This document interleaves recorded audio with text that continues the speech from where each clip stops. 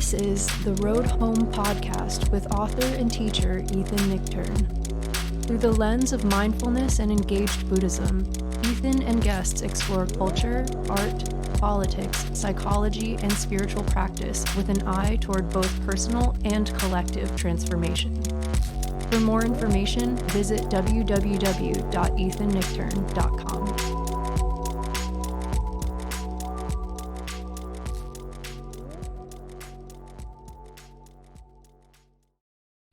Hi everybody, this is Ethan Nichtern. This is The Road Home. In a few moments, we'll get into today's podcast, which is a little bit more reflective and contemplative. But first, just wanted to share some upcoming great online events and offerings from myself and our sponsor, dharmamoon.com. So there's going to be free events if you're looking to kind of charge your inspiration for practice and meditation and so forth as we head into the new year. Tuesday, December 19th, which is very soon, free event with myself and Sharon Salzberg, the great Sharon Salzberg, Finding Stability in Unstable World. On January 9th, I'll be co-hosting a free event online with meditation teacher, activist, and philanthropist Shelley Tugelski, which will be on right livelihood, capitalism, and Buddhism. So that'll be a really interesting conversation. The afternoon of December 31st, be hosting a intention setting, gathering, and meditation, which has become a great New Year's Eve tradition. That's at 3 p.m. Eastern Time on New Year's Eve. And want to invite you to look more into the year-long Buddhist Studies program over there at Dharma Moon, which I'm the head of faculty for, and also the Mindfulness Meditation Teacher Training, which the next cohort starts in March of 2024. So just wanted to share those things and hope you can make use of those resources. Dharma Moon has a lot of really great online resources. And that's that. So I wanted to offer today a little reflection on the year gone by. I know, which is 2023. I know Spotify does this thing called, the year Wrapped, where it shows you the music that you listen to and kind of plays it back for you, which is quite interesting if you're a parent, by the way, and your child is always on your streaming music, because you're like, did we really listen to this much Encanto? Did we really listen to this much Taylor Swift? What happened to my music, right? But the idea of Wrapped is kind of a look back at the year. And I think, we can use that theme to look back or reflect on our year kind of spiritually, psychologically, like the intentions and practices that we took on. So that's what we're going to be doing. I want to talk a little bit about the practice of reflection on the past. So I want to talk about the power of reflection because it's the flip side of setting intention or setting resolution or aspiration. And it's actually really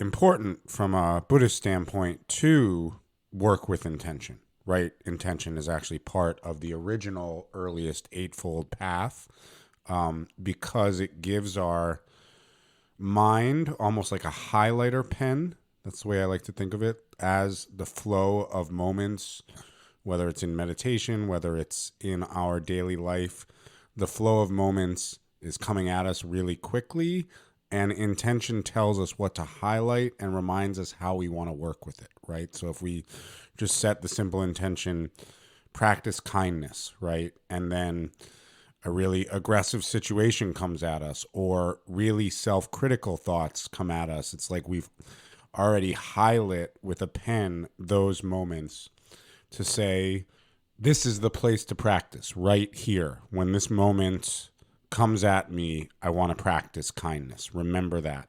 because the flow of moments in real time comes at us so quickly that we need an active cultivation of intention to remember. So intention is what we do before the practice, before the action, before being in our life. And on the flip side, the practice we often don't do, at least not very healthily, is reflection after the fact. I mean, we reflect a lot. If you are kind of a nostalgic person like myself, you might reflect a lot on the past. You know, what did I miss? What did I lose? What did I do wrong? What should I have done differently? And this unhealthy style of reflection may lead us to rumination. It may lead us to incredible self-aggression or incredible resentment at other people. I can't believe they did this. I can't believe they did this to us. I can't believe they did this to me. But reflection can be turned into this beautiful practice for actually preparing for the next cycle through life. So we have, and this is coming from a way of looking at the karma teachings in Buddhism, which I talk a lot about in the book, The Road Home. I'm not saying you have to read my book, The Road Home, but that is where the name of this podcast came from.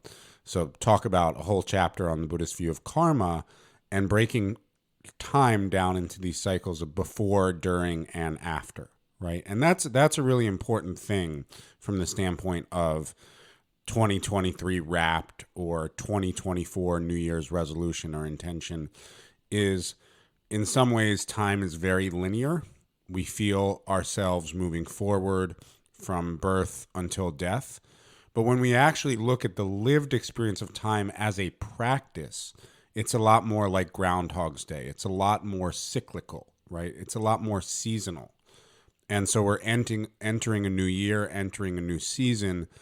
And so it's good to acknowledge these three phases and being, even if it feels constructed that this is the end of the year, being at the end of the year, we have this phase of reflection upon what came, right? What came before. How did it go? So when we're working with the question of how did it go, how did I do, right? How did I show up? How did I work with that situation? We have these two aspects that our mind touches upon typically. I mean, there's more than two, but typically we have the things we did well or feel we did well, where we felt more accomplished, more liberated, more joyful, more aligned with ourself, more aligned with a quality of intention or purpose. And then we have the things that we feel like we didn't do well, where we got stuck or confused or caught or caused harm to ourselves or others. And in Tibetan Buddhism, actually acknowledging these two, there's an actual practice where you acknowledge these two, the things you did well, the things you didn't do well, or are doing well and aren't doing well, to your lineage. You can acknowledge them to your teacher. You can acknowledge them to yourself, or you can acknowledge them to your friends. You can acknowledge them to your community. You can acknowledge them to your therapist, right? But acknowledging what we're doing well and actually taking joy in that, actually self-celebrating, is actually part of the Tibetan Buddhist path. It's called rejoicing in one's virtuous or positive qualities. And then disclosing where we're stuck, disclosing where things didn't go so well, disclosing where we made a mistake or got caught, which is, no mistake is permanent from this perspective. So it's actually not that big a deal to acknowledge a mistake or acknowledge confusion, etc. It's all workable. That's the view that we're taking here. And so we're rejoicing in our positive qualities and we're disclosing where we got stuck. And that's one way to review or recap a period of time where we were trying to practice awakening, such as a year like this. The other very simple framework for this contemplation that we're going to do in a minute that I want to introduce is the framework of outer and inner, right? So we always have these two levels of our life, of the way things go. Outer is the events, relationships, phenomenon, and happenings of the world around us. So, for example, if we're talking about our accomplishments in the year 2023, outer would be, it's often things that are way beyond our control, but that do actually we have some influence in. So like one example of an outer phenomenon would be, I got my book published, or I got into a great new relationship, or a child was born, or, we got a new cat, or I got a promotion, or I did this much volunteering for a really important cause, right? Those would all be outer phenomenon. And inner phenomenon are how we're working with states of mind or emotions, the heart level of our experience. So an inner phenomenon would be, oh, I transformed my experience of jealousy a little bit, right? Maybe I experienced a little bit more mindfulness. I experienced a little bit more discipline getting to my meditation practice. That would be great if that was part of your 2023 Wrapped, that you meditated a little bit more this year than last year. I actually like that data-driven stuff where you can look on the app and see how frequent or consistent your meditation practice is. It's a good way to kind of chart these seasons as we go through them. So outer and inner, right? And a lot of times the problem is which of these two is actually the most important. It's the inner, which doesn't always bear immediate fruit. You can meditate every day and it is transformational to one's inner experience, but it doesn't necessarily land you the perfect relationship or transform the relationship you're in. It doesn't necessarily get you a promotion. It doesn't necessarily stop war and aggression and oppression in the world. You may not see it's still, rainy and gray a big part of the time, outside and inside, right? We don't always see the inner work immediately because time and progress moves very slowly. And sometimes we mistake outer phenomenon as like spiritual progress, right? We say like, well, I got my book published, right? Well, that might just be because, the right circumstances coalesced. You had an idea at the right time, or you caught the eye of somebody. You made it through the gate. A lot of those things are not of our doing, but it's worth acknowledging how outer phenomenon affected us, and then also what was our progress on the inner level.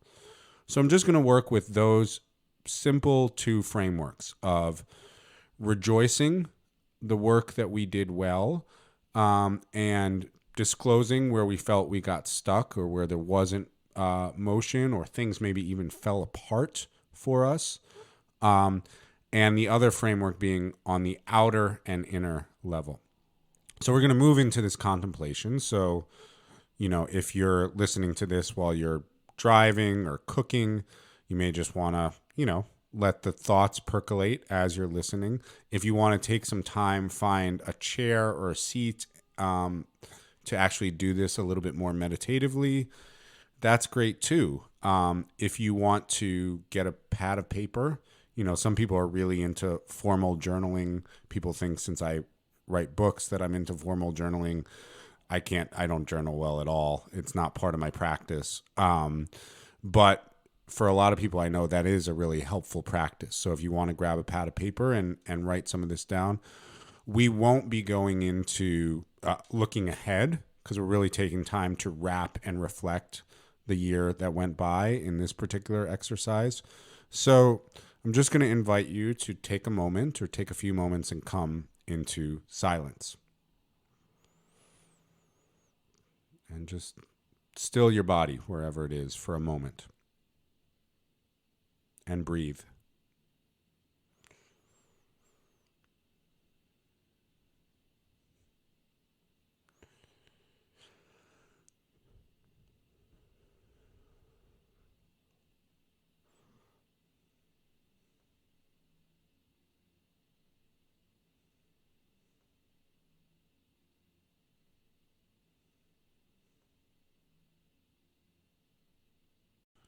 Okay, now let's turn our attention back upon this year. Doing so may feel somewhat painful. Doing so may feel somewhat joyful, or a mix of both, usually. And first, I just want you to reflect on the outer level of life, the big events that happen in your life, the accomplishments, the setbacks, but looking at those like outer circumstances, not your states of mind or emotions, but what happened this year.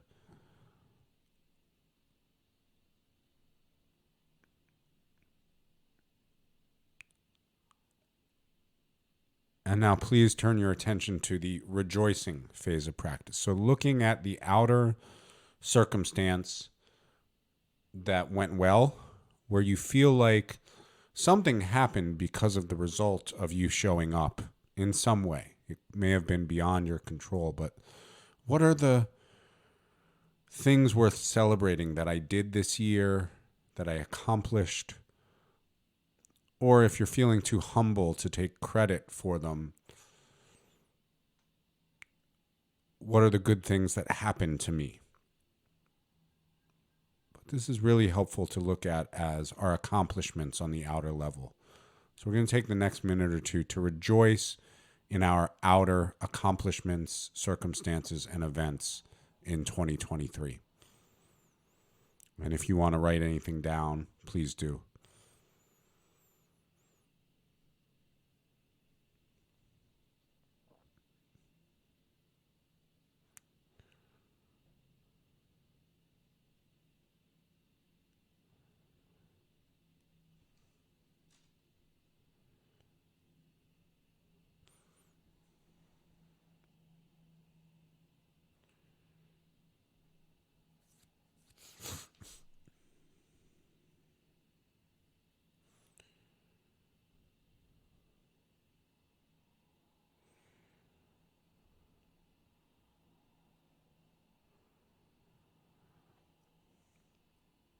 And now we'll shift to contemplating outer circumstances that felt more stuck, things that fell apart or didn't happen the way we wanted, or felt obstructed in some way. Or maybe if there were even outer circumstances where we feel like maybe we screwed up, caused harm to ourselves and others. Let's see if we can reflect on those if they come up with a sense of gentleness and remembering the basic goodness of everyone involved. So where did outer phenomenon get stuck or thwarted or not work out the way we wanted them to?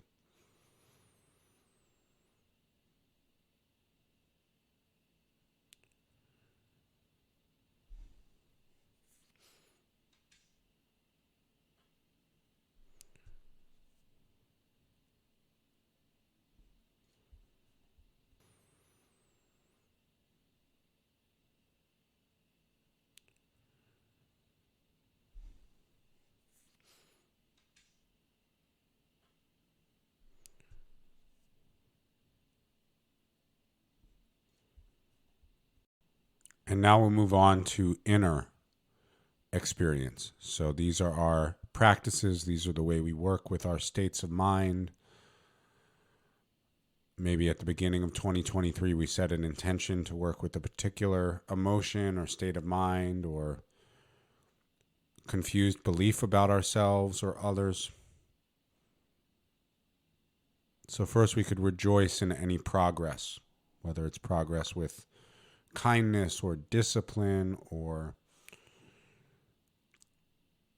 patience, any other quality that we feel like shifted in some way, or even if it was at a glacial pace, we can rejoice in the work done on the inner level, the qualities of mind, the qualities of heart that we cultivated this year.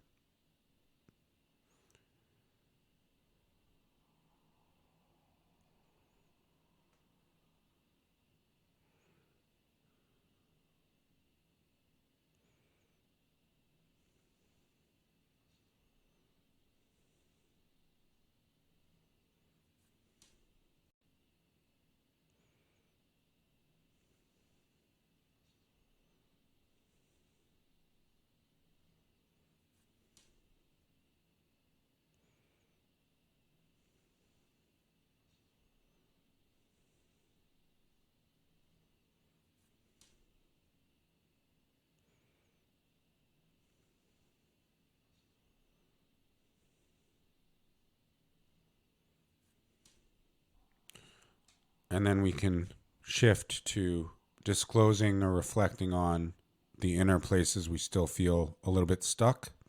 Maybe it's the way we receive love, or maybe it's the way we express love. Maybe it's working with distraction or another addictive state of mind.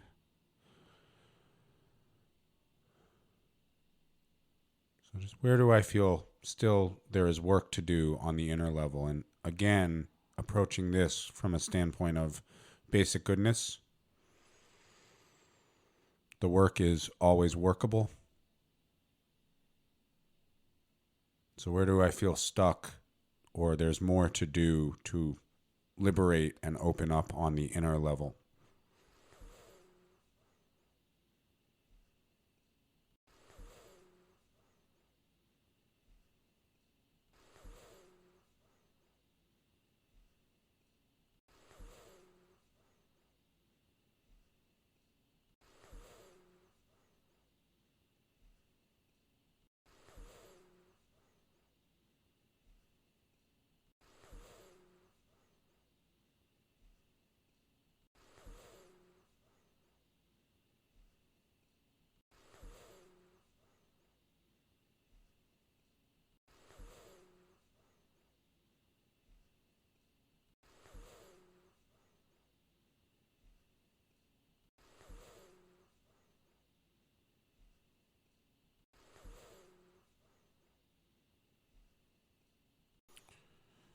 And then having contemplated outer and inner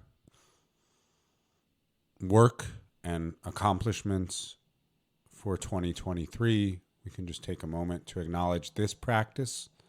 This has been actually a practice session. It's always wonderful to acknowledge and rejoice when we show up to practice. That's why sometimes we bow at the end of a practice session, acknowledging the effort it takes to slow down and show up. It takes so much effort actually just to slow down, which will be one of the most ironic things until the day I die. The effort it takes to stop and pause and breathe and contemplate. So we can give ourselves a little bow. You can think about the other people listening to this podcast and bow to them.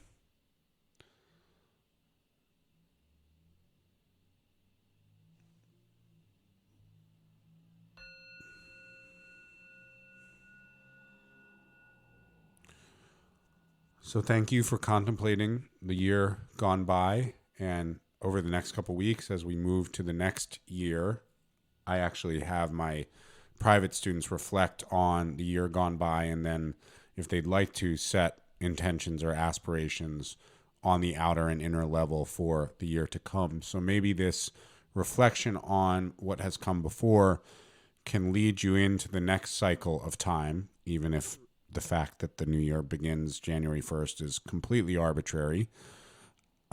It's a good way to mark a next cycle beginning.